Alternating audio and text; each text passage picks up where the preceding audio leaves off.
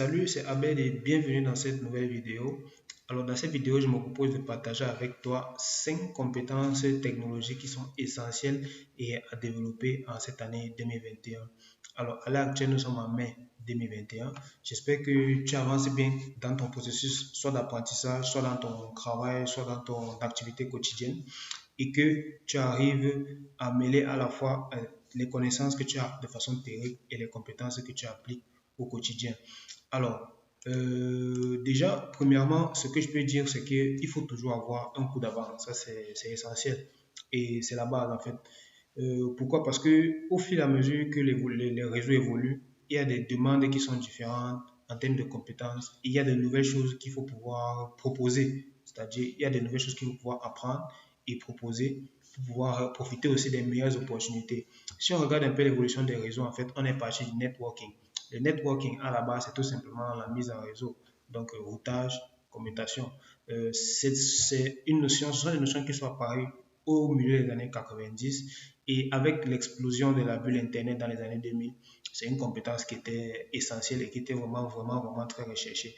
Donc, beaucoup de personnes qui se sont positionnées dans les années 2000 comme experts réseau, c'est-à-dire tout simplement experts du routage et de la commutation, ont pu profiter de très bonnes opportunités et en ce moment-là, c'était des personnes qui avaient tout simplement un coup d'avance. Ensuite est apparue la VoIP. La VoIP, c'est quoi? La VoIP, c'est tout simplement la voix sur IP. Pourquoi ça apparaît? Parce qu'à la base, il y a le networking. Et les entreprises se rendent compte qu'elles ont un réseau, elles ont des réseaux. Et sur ces réseaux-là, elles peuvent faire de la communication vocale. Donc, c'est donc de cette remarque-là qu'est naît tout simplement une demande par rapport à la VoIP. Et beaucoup d'entreprises se sont spécialisées uniquement dans la mise en place de la VoIP, tout simplement. Donc, c'est aussi une compétence qui a été essentielle au fil de l'évolution des réseaux informatiques. Ensuite, on a eu l'apparition de la sécurité avec les contraintes de sécurité, étant donné que beaucoup de personnes étaient déjà exposées sur Internet. Donc, on a eu des experts sécurité qui ont pu se positionner autour des années 2008 et qui ont vraiment... Et toutes les personnes qui ont pu se positionner avec cette compétence-là ont aussi profité de bonnes opportunités. Ensuite, on a eu le OpenFlow SDN. Donc, SDN, c'est le réseau orienté logiciel. Donc, je ferai peut-être une vidéo sur le réseau orienté logiciel parce qu'en fait, c'est une fonctionnalité très avancée des réseaux actuels et que toute personne qui se dit vraiment adepte des réseaux informatiques et qui pense vraiment pouvoir développer une expertise dans les réseaux informatiques, c'est une compétence à développer. Ensuite, on a la programmabilité réseau. Donc, la programmabilité réseau, c'est une compétence qui est assez récente et qui, à l'heure actuelle, est très demandée. Pourquoi? Parce que les personnes qui maîtrisent la programmabilité réseau ont à la fois des compétences réseau et à la fois des compétences en programmation, ce qui est une valeur ajoutée très importante à l'heure actuelle. Alors, avant de parler de ces 5 compétences, je vais d'abord vous présenter les choix de carrière. Ce que je peux vous dire de base, c'est que par rapport à ça, faites ce que vous aimez et aimez ce que vous faites. C'est très important.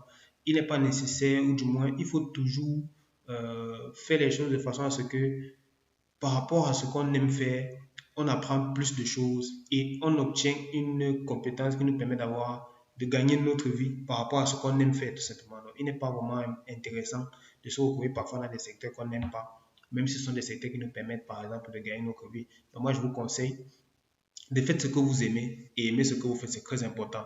Donc choisissez ensuite votre chemin vers le succès, c'est-à-dire en fonction de ce que vous aimez faire, choisissez un chemin, prenez le temps de vous former et c'est ainsi que vous allez apprendre de nouvelles choses et développer une expertise par rapport à un domaine précis. Les choix de carrière technologique de façon générale sont de 4 types. Vous avez les devs. Donc, les devs, c'est les développeurs tout simplement. Ensuite, vous avez les compétences en cybersécurité. Vous avez le choix de carrière cybersécurité ou alors hacking éthique. Vous avez également les réseaux, la mise en réseau, routage, commutation et réseau orienté logiciel, programmabilité réseau et tout. Ensuite, vous avez l'analytics, la data science, donc l'exploitation des données et la mise à disposition d'informations en lien avec les données pour les entreprises. Donc, choisissez vraiment ce que vous voulez faire. Prenez le temps de vous former et devenez une personne excellente dans un domaine, mais avec des connaissances aussi connexes dans d'autres domaines. Ça veut dire quoi? Ça veut dire, par exemple, moi qui suis dans le networking, je pense que j'ai des connaissances assez intéressantes en sécurité, en cybersécurité. J'ai également des compétences plus ou moins, c'est-à-dire des connaissances au niveau du développement, j'ai des connaissances. Pour l'analytique, j'ai aussi des connaissances. Donc, soyez quelqu'un qui choisit son domaine, mais qui a des connaissances connexes dans beaucoup d'autres domaines du technologique, quoi. Donc, première compétence essentielle pour cette année 2021, c'est Python. Ne pas connaître Python, ce sera un très gros désavantage dans votre choix de carrière. Donc, lorsque vous faites votre choix de carrière, que ce soit le dev, que ce soit la cybersécurité, que ce soit le networking, que ce soit la data analytics, Python est essentiel. Python, c'est le langage le plus utilisé à l'heure actuelle.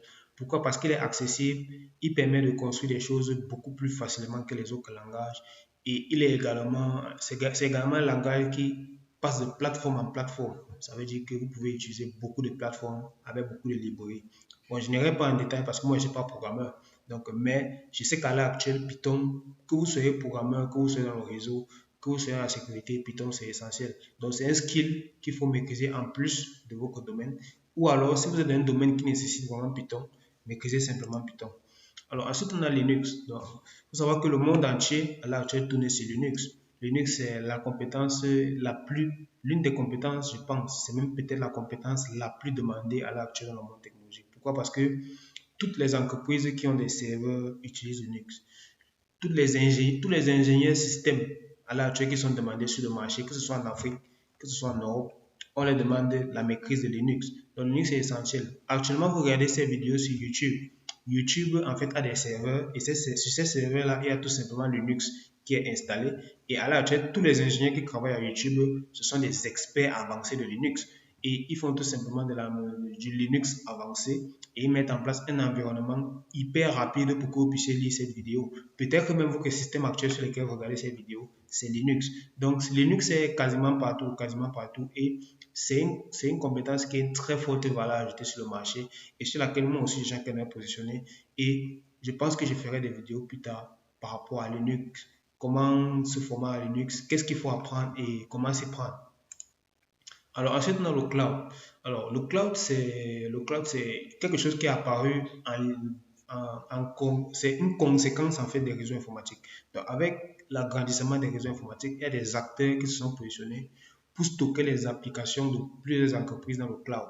Donc c'est la raison pour laquelle la plupart des applications à l'heure actuelle tournent dans le cloud. Netflix, c'est dans le cloud.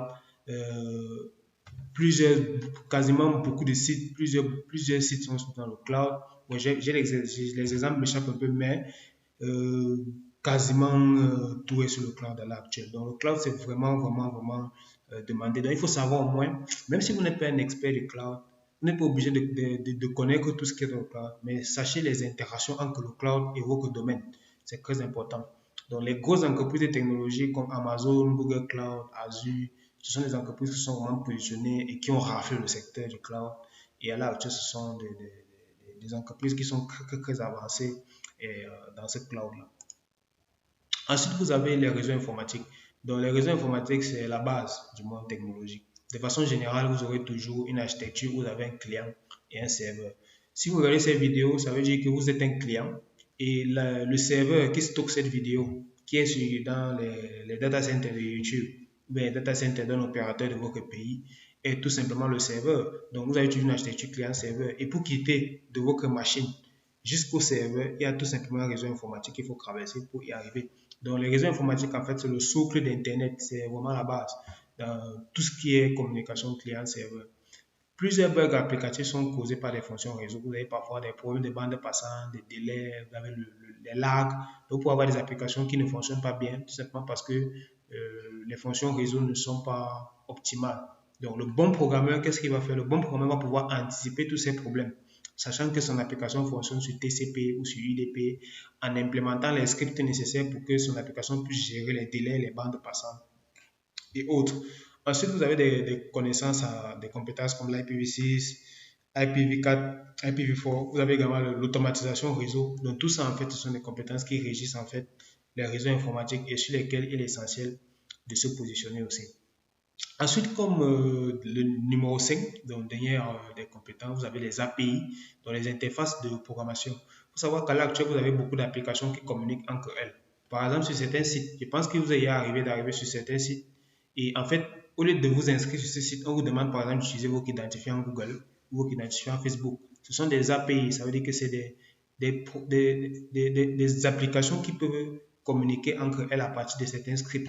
Donc, les personnes qui maîtrisent les API à l'heure actuelle sont vraiment recherchées parce que ce sont des personnes qui ont le souffle tout simplement de programmation de toutes les interfaces programmables, tout simplement.